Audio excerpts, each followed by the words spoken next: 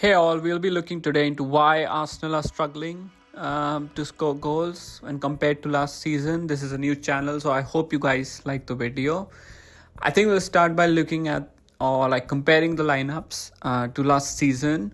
First, we'll probably go with what was last season's lineup. So you see Zinchenko, Gabriel, Saliba, White, Ramsdale, Partey, Odegaard, Xhaka, Saka, Jesus, and Martinelli. More like a 4-3-3. This is basically Arsenal's default formation for last season. This season, there are overall, I would say, 3 changes. One in the goalkeeper department, where Raya comes in and Havertz and Rice come in for Partey and Xhaka. Havertz basically playing the Xhaka position and Rice playing the Partey position. Now, what I think the difference in tactics from last season, let's start with the right wing, of course, how we attacked on the last, from the right wing, how Arsenal attacked from the right wing. If you look at the overall build-up play, you'll notice that Xhaka is the one who supports the left wing, while Odegaard is the one who gets involved with Xhaka on the right wing. So you see Jesus playing the ball to Odegaard, then Odegaard to Saka, Saka back to Odegaard. This is like a basic Arsenal goal from last season. They have support provided by White, of course, who is basically going up and down on the right wing. This has been the most key part in last season. So obviously when you compare it to this season, it's a bit more of a reserved attack, partly due to the opposition understanding Arsenal and how they play. So most teams would drop back and would not help Arsenal in opening up. That way Arsenal would probably go with Rice every time they have to attack, and then to Odegaard. But as you can see, White stays back as a back 3 with Saliba and Gabriel. And you can see Saka has about 2 players on him all the time, the left wing and the left back. So basically, Arsenal had to work more hard this season to score a goal. Similarly, for left wing, if you look at last season, Xhaka would be the key for Arsenal from left wing. He would be the one who would be the ball carrier. Him, Martinelli, Zinchenko, the 3 of them would combine together on the left wing for the goal.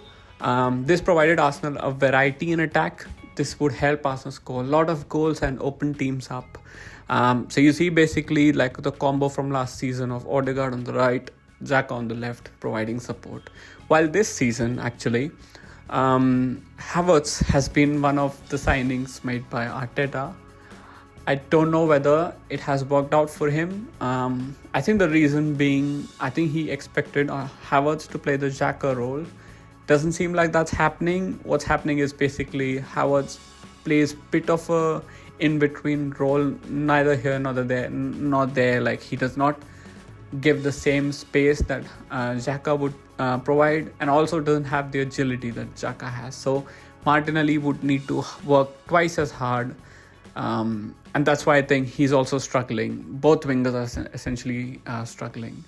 If you compare the heat maps, this is Arsenal versus Crystal Palace. Both are Arsenal's heat maps from last season. Left-hand side is the last season, right-hand side Arsenal this season. If you look at how Arsenal are lining up, you see that the left-hand side has a bit more variety in attack, where Xhaka, Zinchenko, Martinelli, Odegaard, Saka, and White together would attack. While on the right-hand side, it's all like there's a bit of a gap in between the attack and the defense, partly due to teams holding back. Similarly for Arsenal West Ham, same thing that's happening in this match as well. You see the left hand side is a bit more vast and has a lot of variety in attack from the left and right wing, while on the right hand side you see there's 2 groups, which is Odegaard, Xhaka on the right, and Martinelli and Havertz kind of trying to combine. Similarly for stats as well, I think if you look at the attacking side on the left-hand side is last season, right-hand side is this season. Goals per game has reduced from 2.3 to 1.9, which has been Arsenal's concern lately. So if you combine that on top of what's happening in the attack, that they cannot score that many goals, defensively, it isn't like a big difference. Although people are saying Arsenal have been a bit better defensively, but there's only like 1.1 difference of goals conceded per game. So defensively, Arsenal has gotten better. Partly, I think, because Arsenal are taking less risks this time round when they have to score a goal. I think Arteta has changed the tactics a bit to kind of keep the ball more in possession, which is leading to less flexibility in attack. So how can we solve this? So for me, like, the first obvious solution that everyone has been suggesting is a new striker. I think it would partly solve the problem.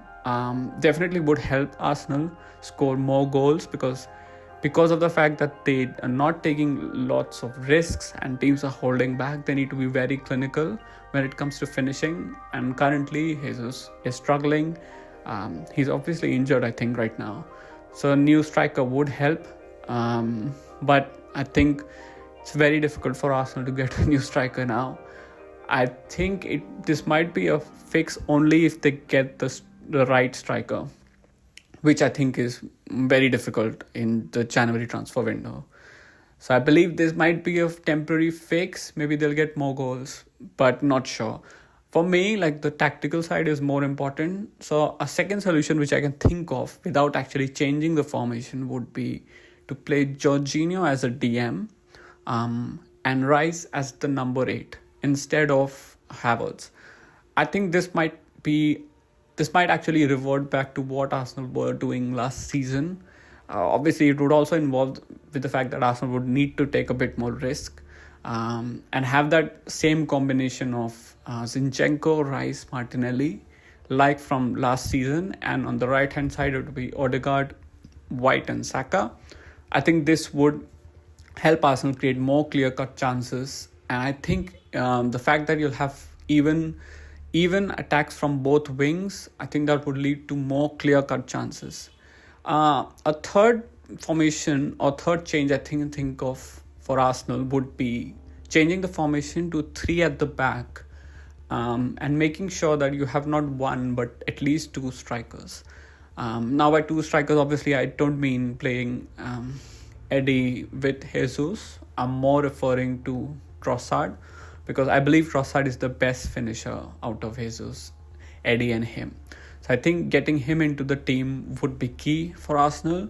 This would always also mean that they have a lot more variety on the attack. So if you look at the left wing and the right wing, there would be more attacking options, which I think would help Arsenal in scoring the goal.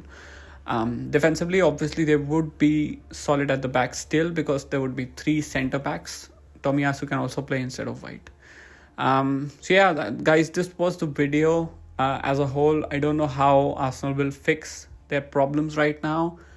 I think the January transfer window will be key because either they'll get a new player or maybe change of tactics, which I think would happen. Anyways, thanks for watching, guys. This is just my first video of the channel, so I hope you guys liked the video. And if you did, please like and subscribe. I'll be pushing out more content for other Premier League teams as well. See ya.